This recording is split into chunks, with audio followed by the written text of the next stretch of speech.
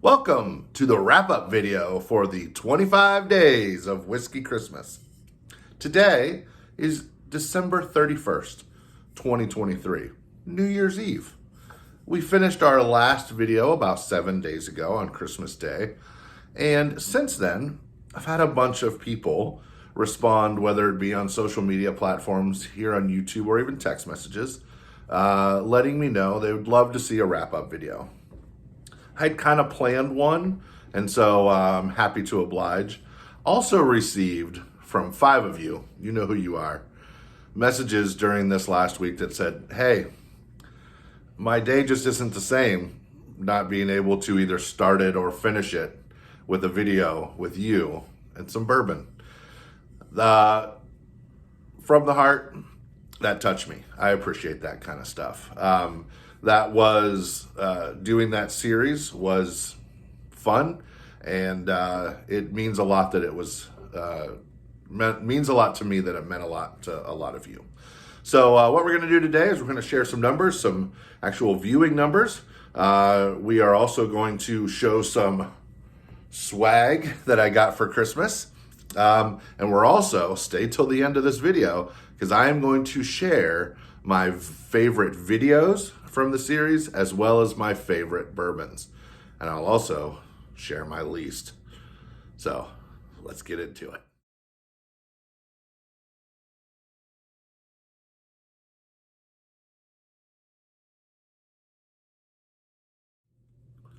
What would a wrap-up video about drinking whiskey be without drinking some whiskey?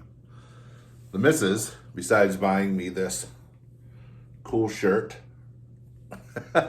for Christmas, she also bought me a whole bunch of whiskey-related paraphernalia. She bought me some bitters and some cherries and some new glassware, all to make old fashions. She also scored me, I don't know if you can see that, a couple George T. Stagg Glencairns. And to go with that, she bought me, amongst other things, a Michter's Kentucky Straight Bourbon. This is their OG. This is their flagship. I've not had this yet, so we're gonna have it together. And of course, a new Glencairn.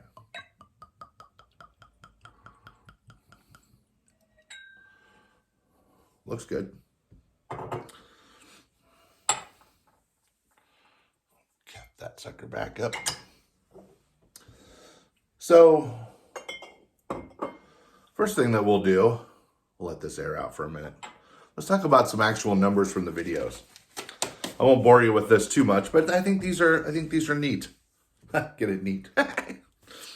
By the numbers, the YouTube numbers. We did 26 total videos, including the promo.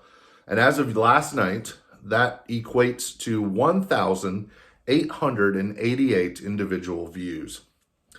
The views were 96.9 hours. And of those hours viewed, this is really fun for me, 18.2 hours of those 96, almost 97, were from suggested video links, which means that I'm hitting the YouTube algorithm. These are not people who subscribe to my channel, who know me at all. They're just going down, looking through stuff, and it said suggested video, and mine showed up. So that's really neat. 95.7% male viewers, 4.3% female. Besides the United States, my next highest viewing country was India. And we gained 17 brand new subscribers during that time. So that's really fun. It's cool to see that us reaching out. I'm not trying to make this a profession. It'd be fun if it did. I'd probably have to get better at video making, but it was fun to do that. Let's do a little mini review. Straightforward caramel. Some oak, for sure. Won't take too long on this.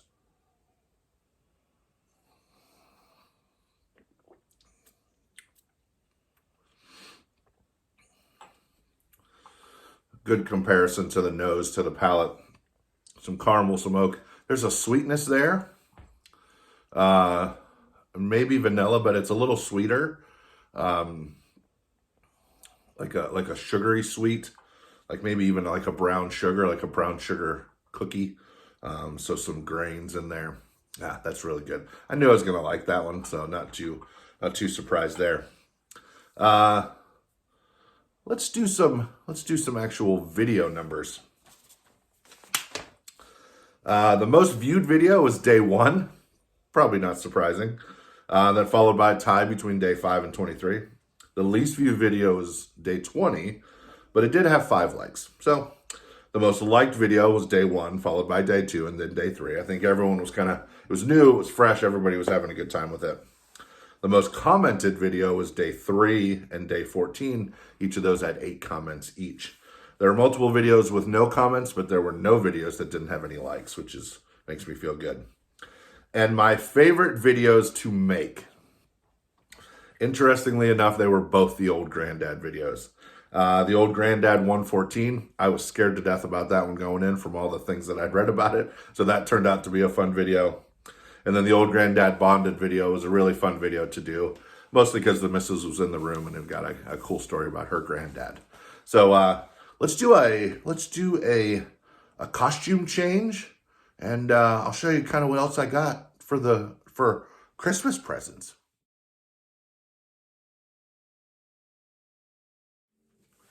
During my wardrobe change, it started snowing outside, so I'm looking out the backside of my living room window, and it's snowing, fitting for a winter series. This is another shirt bought by one of the Outlaws, in-laws, if you don't know what that means. Bourbon goes in. Wisdom comes out. That's right. Also scored from the mother-in-law. I think it was the mother-in-law. Maybe it was the father-in-law. If you can read this, bring me some bourbon. Goes well with my socks that I have from North Carolina that says, if you can read me, bring me some beer. Also got this shirt. That's fun. And this, I think I'm getting confused. My mother-in-law also got me this really, really cool set of spiraled glasses. They're, regular kind of cocktail glasses. I don't know what that's called, but they are twisted in making sure that those nice gifts didn't get ruined. I accidentally left those at her house. The clothes came home with me, but those got stuffed underneath a coffee table to keep them safe from small nieces and or dogs. And in keeping them safe, I also forgot to bring them home. So I'm going to have to acquire those for my next adventure with friends. Back to this. I had this a little bit more while I was on my break, and it opened up to much more sweetness on the nose, and definitely a little bit more sweetness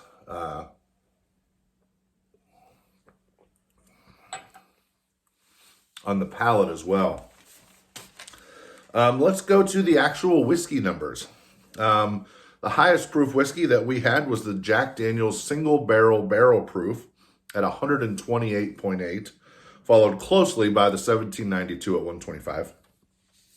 The lowest proof whiskey was the Tullamore Dew 12 year, which was only 80 proof. It was followed by 2 bourbons at 86 proof, one of them being the Benchmark Top Floor and the Clyde Mays Alabama style whiskey. There were 10 whiskeys under 100 proof, 4 at 100 proof, and 12 over 100 proof. The most represented company was the Sazerac Buffalo Trace Company, followed right behind it so that had 6 entries, followed by Beam Suntory with 5. If you were following along on the nose and the palate or taste profiles, the whiskey with the most noted spoken, so I spoke individual nose profiles, was the Old Forester 1920. It was followed immediately, only one less, a tie between the Angel's Envy Rye, and the Maker's Mark 46. Coincidentally, both of those are finished bourbons. The Angel's Envy in Caribbean rum casks, and the Maker's Mark with those French staves. So probably no surprise to see those coming in with a bit stronger nose. The whiskey with the most spoken palate and taste and finish profiles was actually a 4-way tie. Those 4 bottles were the Willet 4-year Family Estate Small Batch Rye, the Noah's Mill, the Jack Daniel's Single Barrel Barrel Proof, and the George T. Stagg. An honorable mention, this is really interesting. An honorable mention to both categories was the Weller Antique 107. It fell 1 comment short on both the nose and the taste categories, only 1 short of the leaders. So overall, if you were to add them all together, it had the most overall. I definitely want to do this because I care about you as people. By the numbers, I did a shout out to 16 different individuals, as well as an entire group of Alpha Z sorority sisters. My friend Wes got the most whiskey-specific shout-outs, and the missus got the most actual mentions. Not a shocker, right? All right, for this last segment, we're going to do total numbers and then my favorite bottles. The rankings. Let's get the totals for those. For the record, if a particular bourbon or whiskey fell into 2 categories, I gave it a 0.5 point for each one. My first ranking number was Daily Drinker. Had 8 total points there. The Use as a Mixer, which was the second category, ended up with 3.5. Share with Friends was the third category, and it came in at 8.5, so that was the best one. And then Reserve for Royalty came in at 5. My friend Todd I had a whole bunch of you ask for different kind of specific rankings. Todd asked the most specific question, and he wanted to see a best to worst flavor ranking and a best to worst value ranking. This video would be really long if we did all 26 bourbons. So I think I'm going to do each end of the spectrum. From a nose perspective, my favorite bottles in this review would be, I think it would be a toss-up between the Old Forester 1920 and the Angel's Envy finished rye. Both of those, holy cow, just outstanding nose profiles. So many different things. But also both of them were sweet. So I kind of think maybe from a nose perspective, you're going to get more things. You're going to notice more things when it comes to a sweet bourbon, like a wheated bourbon or something finished, like the rum finished, Angel's Envy. So those are probably my 2 favorites. If somebody came over and said, hey, I want to smell a really good bourbon, I might pull out either one of those 2 just for a smell purpose. From a taste perspective, this is hard. I'm going to do it in no particular order. I would say that my favorites, I had 4. My favorites were, again, in no order, and I wrote them down. The George T. Stagg, fantastic bourbon. The Noah's Mill, that was the other double review that we did. I thought the old bottle was good. That new bottle is even better. It is so good. The Willet Rye, which I think was day 2 or day 3, fantastic bottle. Willet makes some really good things. So Noah's Mill and the Rye were both Willet. And I'll say this, if it wasn't so dang hot, I think I would, so I'm going to use it as an honorable mention, I would put in that Jack Daniel's. That thing was fire. So was the old Grandad 114, but it didn't have as many note profiles and as much stuff going on. That Jack Daniel's, my goodness. bordering on hazmat at almost 130. The last thing he asked for was value. This is hard. We live in a state, Ohio is specifically an MSRP state. You go to another state that is not an MSRP state, what that means is they can jack the prices up. That also means they're able to sell more fancy bottles and they're able to get more. I'm not going to go into conspiracy theories on whether who's getting kickbacks in the shops or the distributors or whatever, but it is very telling that these states that can price things however they want to get more stuff. I'll let you fill in those blanks. So from an MSRP point of view, there are a lot of things like the Stag. I would pay that every day at MSRP and I would buy 100 of them.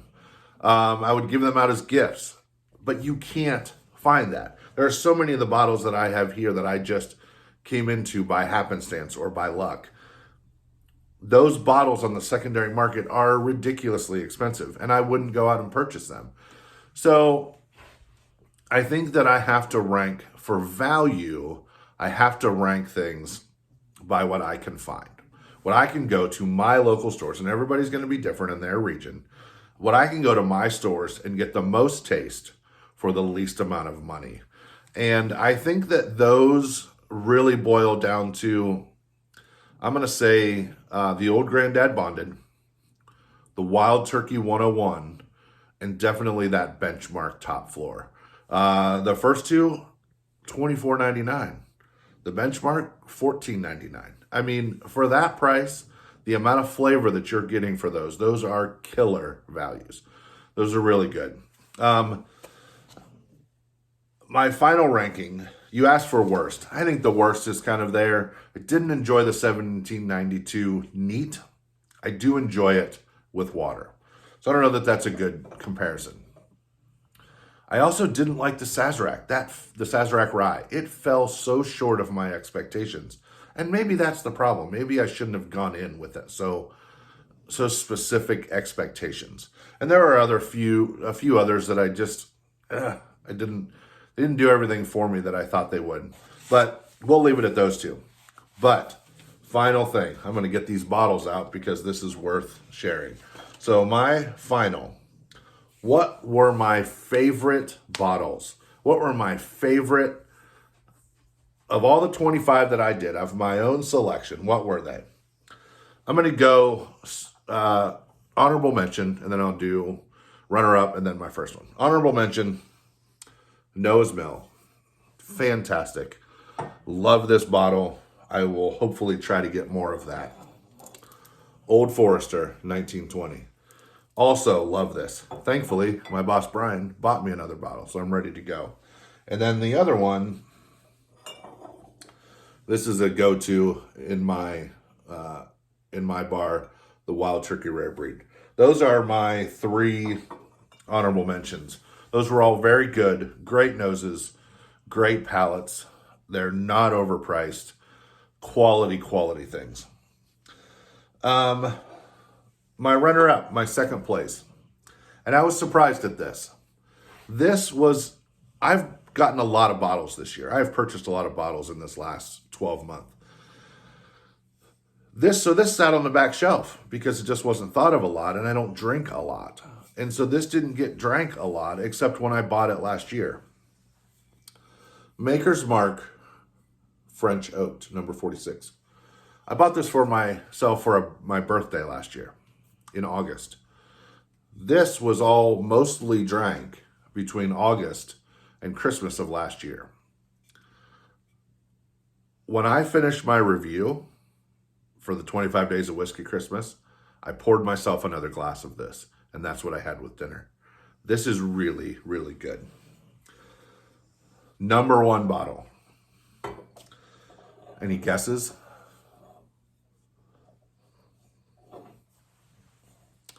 Russell's Reserve 10-year. This bottle, this was a brand new pour for me. I had never had this. I opened this bottle to do my review. I had never had this before.